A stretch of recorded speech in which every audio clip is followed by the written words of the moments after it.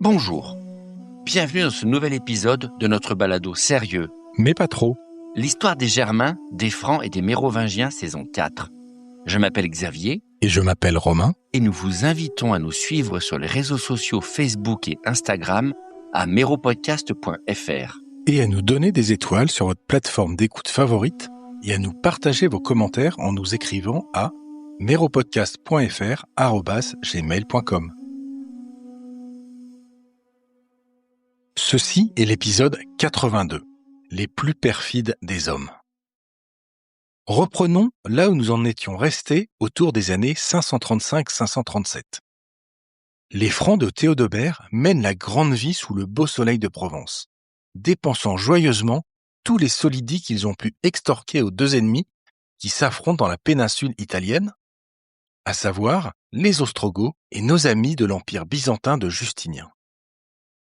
Solidis bien mal gagnés par ailleurs, ou bien facilement selon le point de vue, car ils ont été troqués contre une promesse d'intervention que les Mérovingiens, pas trop francs du collier, se sont bien gardés de tenir. Et oui, car déjà à l'époque, l'adage « les promesses n'engagent que ceux qui les croient » était vrai. Mais comme nous allons le voir dans cet épisode, les Francs ne vont pas pouvoir esquiver éternellement le sujet, et la guerre en Italie va rapidement les rattraper.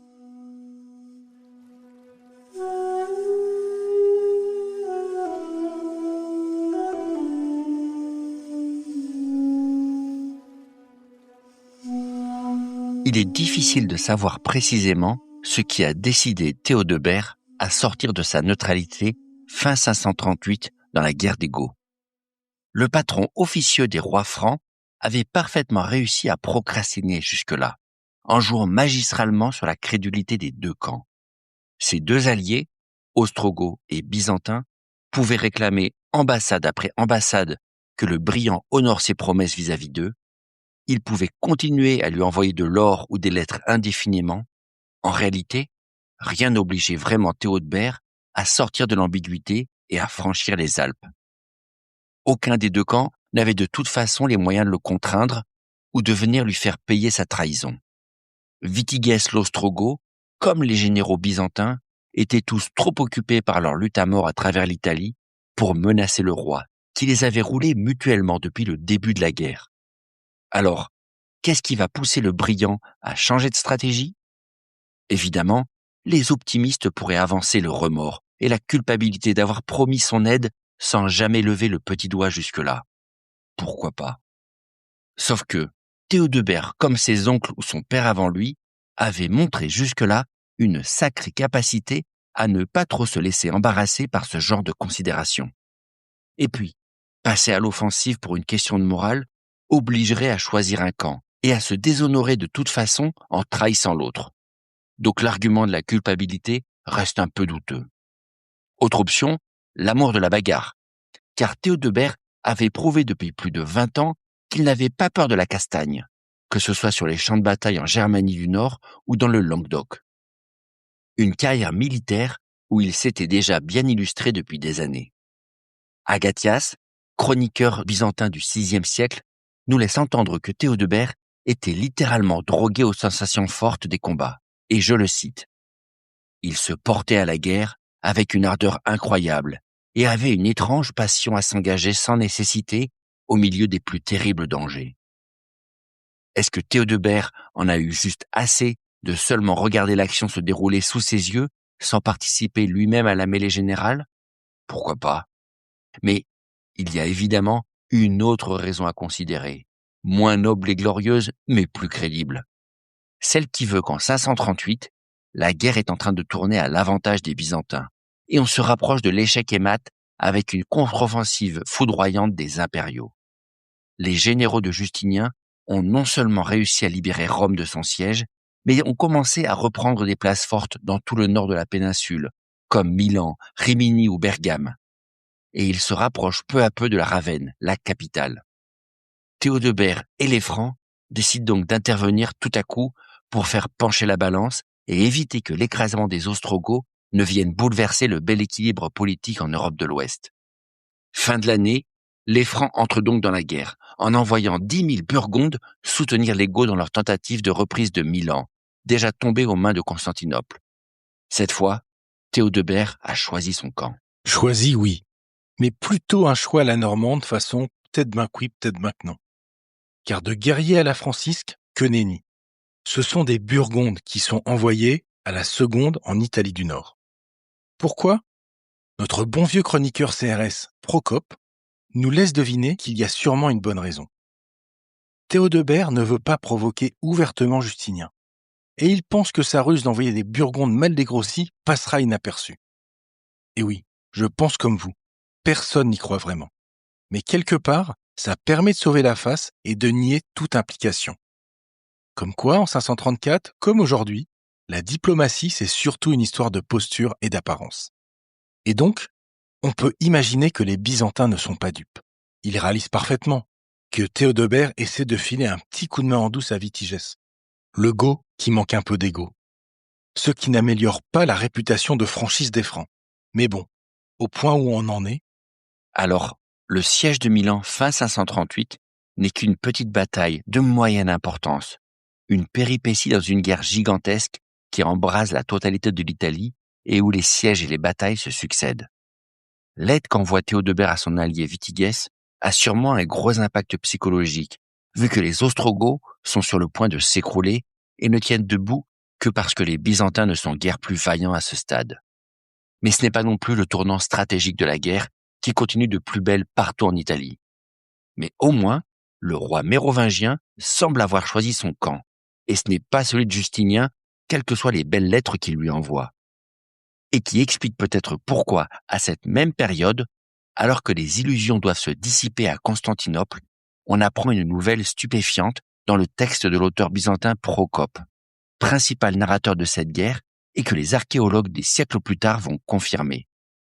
Théodebert se décide à faire frapper des solidis byzantins en or.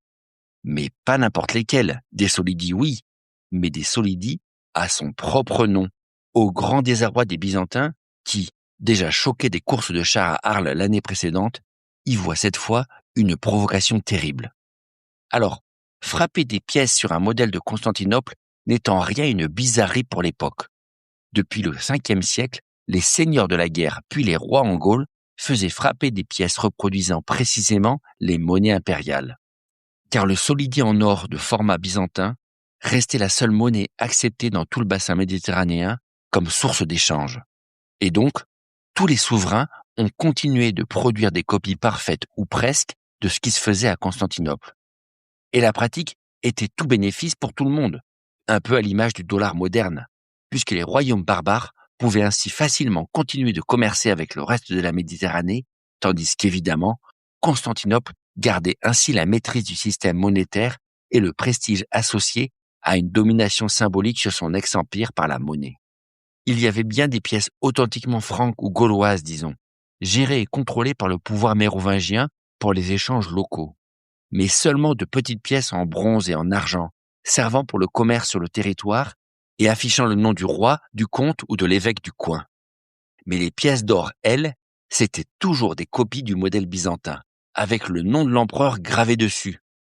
Rappelez-vous par exemple les pièces d'or de l'empereur Zénon trouvées dans la tombe de Childéric, le grand-père de Clovis. D'ailleurs, même les Ostrogoths, en guerre avec Byzance depuis 4 ans, s'étaient seulement autorisés à refaire d'anciennes pièces à l'image des empereurs du début du 6e, simplement pour ne pas frapper la monnaie avec la tête de l'ennemi justinien. Mais pas plus. Sauf que Théodobert, lui, passe le cap et lance donc son propre solidi en 538. Ça, c'est le regnum francorum. C'est la classe. Toujours plus innovant. Toujours les premiers à oser. Bon, blague à part. Tant qu'à copier, autant le faire bien. Le brillant garde exactement le même modèle que les pièces byzantines, les fameux solidi. Le même motif, la même bobine que l'empereur et la même masse d'or. Tout pareil, on vous dit. Et fun fact, comme disent les jeunes, ces solidi deviendront étymologiquement l'ancêtre du mot sou en français moderne. Tout pareil, sauf un petit détail. Sur la tranche de la pièce, on lit, enfin pour ceux qui savaient lire, Théodobert Rex, c'est-à-dire le roi Théodebert, qui sera bientôt accompagné de formules ronflantes comme Pax et Libertas, ou encore Victor, tout un programme.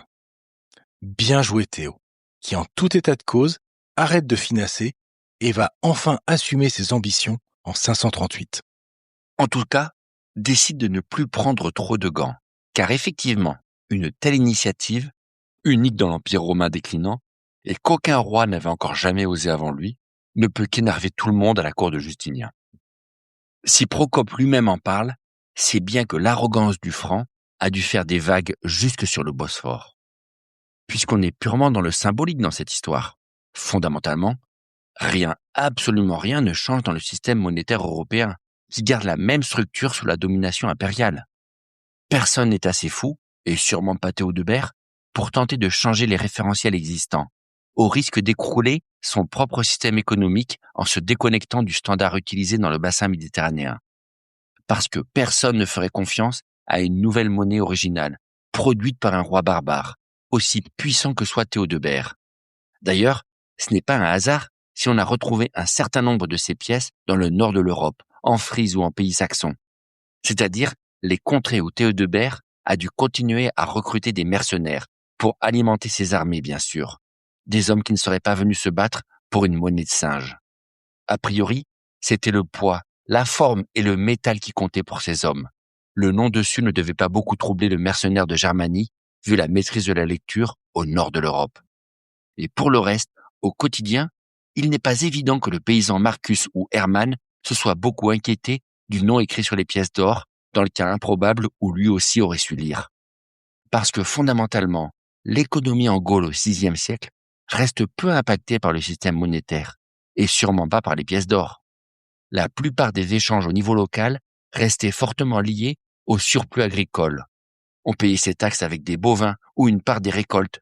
On troquait du bétail ou des graines contre des produits rares comme le sel ou les textiles trouvés en ville. Et seulement en cas rare, on passait par les pièces. L'économie du quotidien se faisait donc plus dans un système d'échange de produits qu'avec de la monnaie.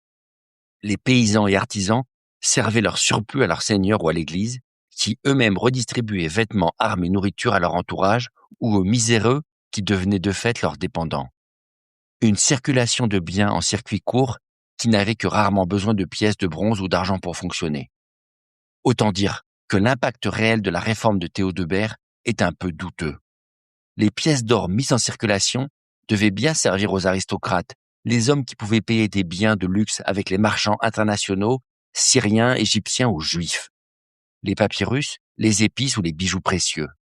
Mais ça, c'était pour l'élite. Le franc ou le gallo-romain de base, lui, ne devait même pas être au courant que quoi que ce soit avait dû changer dans le système.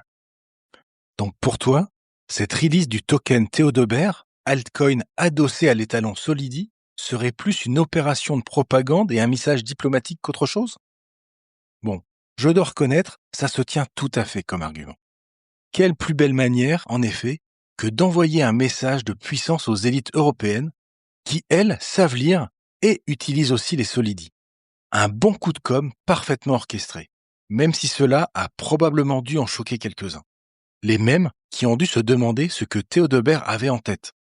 Car si tu voulais provoquer Justinien, c'était difficile de faire mieux comme façon. Bizarre, en effet. Après tous ces efforts pour masquer ses intentions et ne pas trop s'engager, à quoi rime ce bras d'honneur symbolique dirigé ostensiblement en direction du puissant empire byzantin? C'est l'année 539 qui va répondre à la question. Car la guerre des Goths, confuse depuis son début 4 ans plus tôt, ne progresse plus maintenant que très lentement. Les Byzantins sont en train de prendre le dessus, mais c'est au prix de combats terribles, alors que l'Italie s'enfonce de plus en plus dans le chaos. Milan est bien tombé, d'accord, au printemps 539, après le long siège gothique et burgonde dans lequel, c'est juré, Théodebert n'a absolument joué aucun rôle, comme il n'a cessé de le répéter aux Byzantins depuis des mois, malgré l'absence de vraisemblance qui ne devait pas tromper grand monde. Toutes les forces byzantines envoyées pour secourir la ville n'ont pas réussi à débloquer le siège et les défenseurs ont fini par négocier la capitulation en échange de la vie sauve. Une promesse respectée par les Burgondes et les Goths qui laissent partir les soldats byzantins mais massacrent sans la moindre pitié des milliers d'habitants avant de réduire la cité en cendres. Drôle de victoire pour les Ostrogoths donc, qui carbonisent ainsi une ville de leur propre royaume, si on en croit les chroniqueurs. Mais passons. Sauf que, malgré cette étrange victoire, personne ne semble capable d'arrêter la progression des Byzantins, qui après avoir libéré Rome, sont en train de converger toutes leurs forces vers le nord-est, quoi qu'il en soit. Les armées de Justinien assiègent les places fortes de Toscane, des Marches et d'Ombrie, c'est-à-dire la partie centrale du royaume, tout en se battant aussi autour de la haute vallée du Pô. Le nœud coulant pour asphyxier la capitale Ravenne sur la côte adriatique se resserre peu à peu, siège après siège et bataille après bataille. En réalité, il faudrait un miracle maintenant pour changer la donne pour Vitiges, qui ne fait que gagner du temps. Il lutte pour repousser la marée byzantine où il peut, mais son royaume prend l'eau de partout. Car l'Ostrogoth n'a ni l'armée ni les ressources pour triompher d'un empire bien plus riche, bien plus puissant et avec bien plus de soldats que lui. Et qui est décidé cette fois à le terrasser. Mais le miracle va se produire, finalement. Printemps 539, Théodebert prend sa décision. Il rassemble une immense armée franque renforcée de mercenaires germaniques et il passe les Alpes par surprise. Cette fois, ça y est. Après des mois de tergiversation, le brillant vient enfin à l'aide de son allié ostrogoth. En personne en plus, à la tête de ses meilleures troupes, une armée de fantassins de choc, du très lourd, avec des guerriers combattant à la hache et au bouclier. Ses leudes et ses mercenaires, entraînés au combat sur les champs de bataille en Languedoc, en Thuringe ou en Burgondie depuis des décennies. Et ce n'est pas 3000 ou 10 000 hommes qu'il entraîne cette fois. C'est 100 000 hommes, nous dit Procope, sans doute de manière exagérée. Une armée qui peut véritablement faire la différence en tout cas, non seulement dans une bataille, mais aussi dans une guerre où les deux ennemis sont exsangues. Cette fois, on ne plaisante plus. Le double jeu des Francs prend fin et les Byzantins vont enfin payer cher leur agression maintenant que le roi Théodebert est dans le camp des Ostrogoths. Alors, l'estimation des forces de l'ordre, façon Procope, est probablement fortement exagérée. Car il est fort peu probable que 100 000 hommes aient passé les Alpes. Dans les années 30, on nous parle en général de batailles ou de sièges avec 1000, 2000, voire 5000 hommes au mieux. La cité de Milan, par exemple, a été défendue pendant des mois par 1000 soldats byzantins contre une armée combinée d'Ostrogoths et de Burgondes qui ne devaient probablement pas faire plus de 5 ou 10 fois leur taille. Et ce, pour une bonne raison. Pour réaliser des campagnes avec des grandes armées, il faut avoir les reins solides, mais aussi une logistique en acier. Parce que les gaillards du haut du Moyen-Âge, ils ne vivaient pas d'amour et de bière fraîche. L'époque du système routier romain, de l'apogée de l'Empire, n'existait plus. Au VIe siècle, on ne peut pas déplacer aussi facilement une armée de 100 000 hommes. C'est fini et pour un bon petit moment. Donc si nous partons sur un semi-mensonge du porte-parole des forces de l'ordre byzantines, et que l'armée franque devait probablement être importante, cela semble plus raisonnable de retenir l'hypothèse de 20, voire 30 000 hommes au mieux. Ce qui reste quand même assez sérieux. En tout cas, assez pour faire pencher la balance dans la péninsule exsangue. Théodebert se met donc en route pour l'Italie du Nord avec une belle armée, printemps 539. Une belle armée franque renforcée de contingents germaniques, notamment des Alamans qui ont rejoint la sphère d'influence mérovingienne, ainsi que des Thuringiens, des Saxons et des Frisons. Passant par l'école alpin, l'armée unie des Francs et des Germains débarque donc au début de l'été dans la péninsule italienne au secours de leurs alliés ostrogoths. Première étape pour le brillant, la ville de Pavie, située à 20 km au nord de Milan et un nœud routier critique pour passer du nord au sud. Car cette cité est la dernière grande ville localisée sur le plus gros affluent du Pô, le Ticigno, qui se rejette peu après dans le fleuve, qui devient alors très large et difficilement franchissable. Pavie est donc située légèrement en amont du confluent des deux rivières, et c'est par là qu'il faut passer pour franchir les deux cours d'eau facilement, avec les derniers ponts disponibles avant la mer. La cité est donc contrôlée par les Goths, qui ont gardé à peu près la maîtrise du nord-est du pays depuis leur victoire à Milan. Mais le gros de l'armée de Vitiges, elle, est positionnée à quelques kilomètres au sud de la ville justement, et surveille le deuxième pont, celui sur le Pô, et par conséquent, l'armée des Byzantins est positionnée rive droite. Une bonne division nord-sud du pays donc, pour faire simple avec le Pô comme frontière. Et c'est donc une population ultra enthousiaste soutenant Vitiges qui s'est massée dans les rues de la ville de Pavie pour accueillir les cousins francs. Les soldats de Théodebert entrent triomphalement printemps 539 dans la cité par la porte nord, la traversent par sa route principale et se dirigent en colonne vers le pont sur le Ticino, histoire d'aller rejoindre l'armée ostrogoth au sud sur le Pô. Une arrivée sous les vivas pour accueillir le roi, enfin venu sauver ses frères barbares du péril byzantin, où les femmes et enfants de la ville se massent dans les rues pour acclamer les renforts tant attendus. C'est-à-dire des hommes armés jusqu'aux dents, qui défilent en bon ordre dans la ville jusqu'à ce qu'on s'aperçoive d'un étrange mouvement de foule à côté du pont. Des cris, des échauffourées et un début de panique générale parmi les civils se répand tout à coup, et les rues de la ville de Pavie se vident en quelques instants dans un tumulte terrible. Et oui, tout se complique. Et là, je vois deux possibilités. Premièrement, ce sont les chroniqueurs byzantins qui racontent. Et forcément, il se peut qu'ils en rajoutent des caisses pour ternir la réputation des Francs. Option 2, qu'il y ait en effet eu des soldats de Théodebert qui aient attrapé brutalement quelques femmes et enfants venus les acclamer au moment de passer la rivière et qu'ils les aient jetés dans le Ticino pour les noyer ou juste pour dégazer le passage avant de passer le pont. Mais dans tous les cas, c'est clair que ça a dû doucher un peu l'ambiance de Liesse. Un acte horrible qui crée immédiatement la panique. La réalité, c'est que la foule réalise que tous ses alliés ne sont pas 100% christianisés et que les sacrifices humains, et dans le cas présent, la noyade de femmes et d'enfants, font probablement partie des rituels à accomplir pour satisfaire les dieux et gagner leur faveur avant la lutte. Des mises à mort surprises donc, selon les chroniqueurs byzantins, qui terrifient la population chrétienne de Pavie, incapable de réagir autrement que par la fuite face à une véritable armée qu'elle a volontairement laissée entrer dans ses murs et qui, tout alliée qu'elle soit, n'a pas forcément un respect sacré pour les populations civiles qu'elle rencontre. Est-ce que Théodebert sait ce qui se passe ? Sans doute. Mais l'armée composite qu'il a réunie comprend son lot d'hommes du Nord, pas tout à fait vraiment au fait des nouvelles pratiques religieuses dans l'ex-empire romain. Sauf que ces gens-là, il ne vaut mieux pas les contrarier. Et quelques civils passés dans le fleuve ne sont qu'une péripétie pour un roi ambitieux qui a besoin de tous ces hommes, chrétiens ou non, pour la mission qu'il s'est fixée.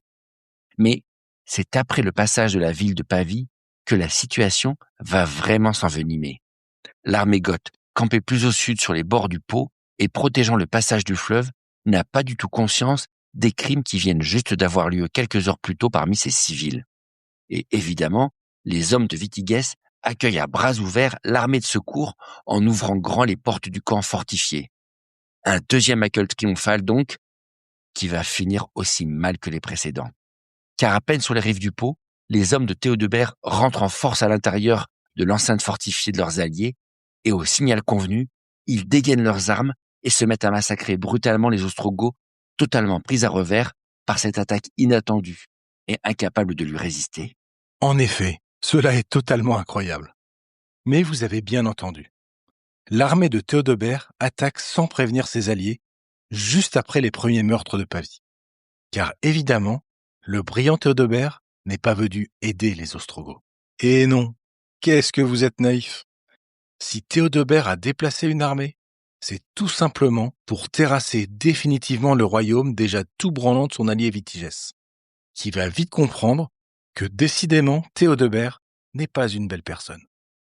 Mais du coup, si on se place du point de vue des Byzantins, est-ce que les hommes de Justinien vont finalement réaliser que les Francs viennent tenir leurs promesses dues depuis 3 ans et qu'ils vont enfin s'attaquer à leurs ennemis les Ostrogoths ? Eh bien, plus ou moins en fait. Car la trahison de Théodebert, consistant à planter une francisque dans le dos des Ostrogoths, n'est que la première partie de son plan. Car dès l'attaque lancée par une force sans doute bien plus considérable de Francs et d'Alliés, l'armée ostrogothique de Pavie se débande littéralement, fuyant dans tous les sens et abandonnant son camp retranché pour tenter de sauver leur vie face au rouleau compresseur germanique.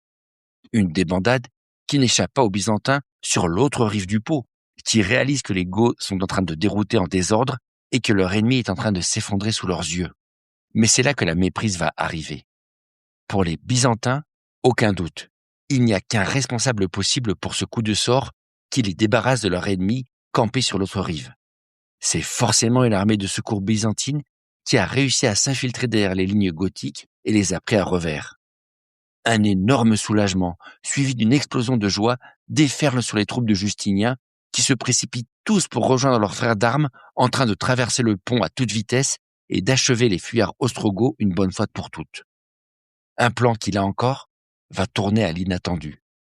Car ce n'est pas une surprise qui attend l'armée de siège byzantine, mais deux. Alors d'abord, évidemment, la première, nos hommes réalisent que les bourreaux des Ostrogoths ne sont pas leurs frères d'armes, ce qui est un premier choc, vu qu'ils ne s'attendaient pas à voir enfin Théodebert tenir sa parole après des années de tergiversation et de fricotage avec ses ennemis. Mais c'est la deuxième surprise qui va faire mal. Car les Francs n'ont pas juste décidé de retourner leur alliance en réalité. Non, les Francs ont décidé en 539 que l'alliance avec Justinien n'avait pas plus de valeur pour eux que l'alliance avec Witigès. Et en un instant, alors qu'ils viennent de traverser le Pô et de faire leur liaison avec les impériaux, l'armée de Théodebert reprend sa formation de combat et attaque sans hésiter les Byzantins qu'ils se mettent à massacrer eux aussi. L'armée de Justinien, elle aussi à bout de force après des mois de combat, est totalement prise par surprise. La panique s'empare aussi de ses hommes et l'armée impériale massée sur les rives du Pô s'écroule brutalement à son tour devant l'attaque imprévue des Francs et se met à courir dans tous les sens en pagaille. Ils n'ont pas eu de chance, les Byzantins. On pourrait dire qu'ils ont eu un manque de peau. Mais caramba, cette double trahison, tout simplement diabolique, Théodebert. Avec ce plan terriblement simple, terriblement efficace et terriblement perfide. Théodebert a pris sa décision en 539, peut-être même avant d'ailleurs. L'Italie n'est pas juste un champ de bataille, ce n'est pas juste un terrain de pillage où il compte s'appuyer sur une force ou sur une autre pour tirer un maximum de bénéfices. Non, Théodebert a fait un calcul simple en réalité. Les deux ennemis sont trop à bout, trop usés par 4 ans de guerre pour réussir à s'imposer à ce stade. Et c'est lui, avec son armée géante, qui peut rafler la mise maintenant. En 539, le seul camp que Théodebert a décidé de soutenir, c'est le camp des Francs, et que Ostrogoths et Byzantins sont, en ce qui le concerne, dans une seule équipe, celle de ses ennemis. Ce qui explique sans doute la conclusion un peu rude de Procope sur Théodebert et ses hommes qu'il va livrer dans son récit de la guerre contre les Ostrogoths et cette campagne de 539. Le Byzantin, qui en a pourtant vu d'autres, et s'est donné pour mission de raconter dans ses mémoires les différentes guerres des armées impériales, que ce soit contre les Vandales, les Sassanides ou les Ostrogoths, ne peut être que dépité devant la tournure inattendue de ces événements.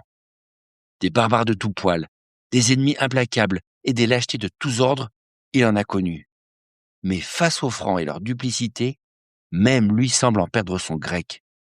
Et c'est au détour de son récit de la guerre des Goths qu'il finit par lâcher ce jugement définitif sur les Francs, et je le cite à nouveau, « Ce sont les plus perfides de tous les hommes. » Pour le coup, difficile de lui donner tort.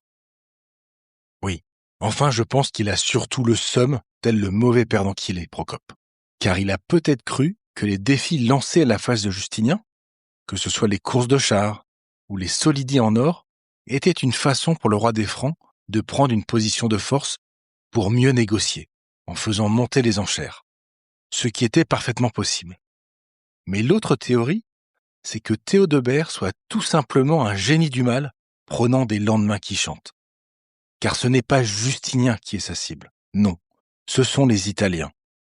Il leur envoie clairement le message qu'il est bien plus qu'un barbare débarquant, profiter de la Dolce Vita et qui va repartir sans payer.